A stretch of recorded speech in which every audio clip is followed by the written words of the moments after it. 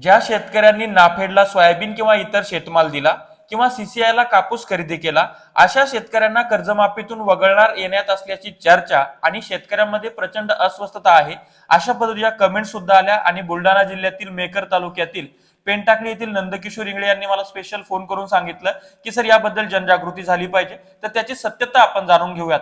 नमस्कार, मी ज्ञानेश्वर खरात पाटील आणि मी जेव्हा याची सत्यता तपासायला गेलो तर अशा पद्धतीचं कुठलंही नोटिफिकेशन नाही, कुठलाही शासन निर्णय नाहीये। मात्र एक गोष्ट होती आहे की सध्या शेतकरी जे सीसीआयला कापूस घालतात किंवा नाफेडला सोयाबीन घालतात किंवा इतर शेतमाल घालतात, तर तो पैसा थेट त्यांच्या जे बँकेमध्ये कर्ज काढलेला आहे तो आधार लिंक नंबर आहे त्याच्यामध्ये जात आहे। अनेक बँक मॅनेजर त्यातनं कर्ज वसुली करतायत, अनेक बँक मॅनेजर त्याला होल्ड लावतायत। मग त्यानंतर आता आम्ही वर्ध्याचं प्रकरण असेल, इकडच्या आमच्या भागातले काही प्रकरण असेल, आम्ही थेट जाऊन लढा दिला आणि त्यांना शासन निर्णय दाखवले आणि ते पैसे परत घेतले। तर याच्यामध्ये काय आहे, जेव्हा आपण परत बघायला गेलो तर याच्यामध्ये संपूर्णतः अस्पष्टता आहे। कारण काय, आता सरकार नेमक्या अटी शर्ती काय लावतं त्याचा शासन निर्णय अद्यापपर्यंत आलेला नाही।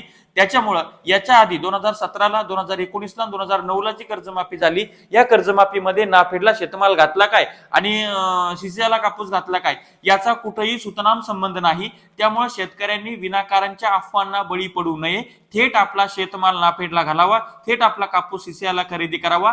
शेतकरी संघटना जिंदाबाद आहेत, शेतकरी संघटनांनी त्याबद्दल थोडेफार काही पेपरमध्ये कात्रण आलेले आहेत, त्याबद्दलचं विपणन होऊ शकतं अशा पद्धती सुद्धा माहिती आलेली आहे।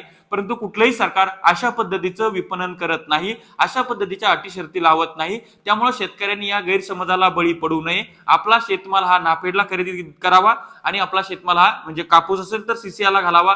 अशा पद्धतीचं कुठलंच नोटिफिकेशन, शासन निर्णय काही नाहीये। त्याच्यामुळे शेतकऱ्यांनी अशा अफवांना बळी पडू नये आणि बिनधास्तपणे आपला शेतमाल सीसीआयला द्या, आपला शेतमाल नाफेडला द्या।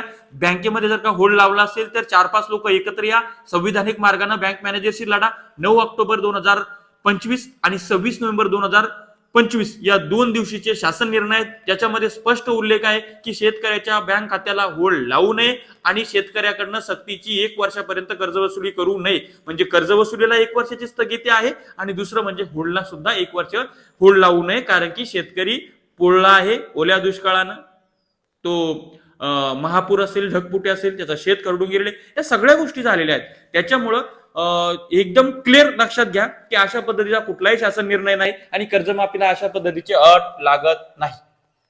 व्हिडिओ कसा वाटलाय कमेंट्स मध्ये सांगा। शेती माती संस्कृतीसाठी अशाच नवनवीन अपडेटसाठी चॅनल सबस्क्राईब करा, साईडला असलेलं बेल आयकॉन दाबा। अजून काही मनामध्ये शंका असतील तर कमेंट्स मध्ये टाका, त्याचं सुद्धा क्लॅरिफिकेशन आणि सत्य माहिती तुमच्या समोर ठेवू। धन्यवाद।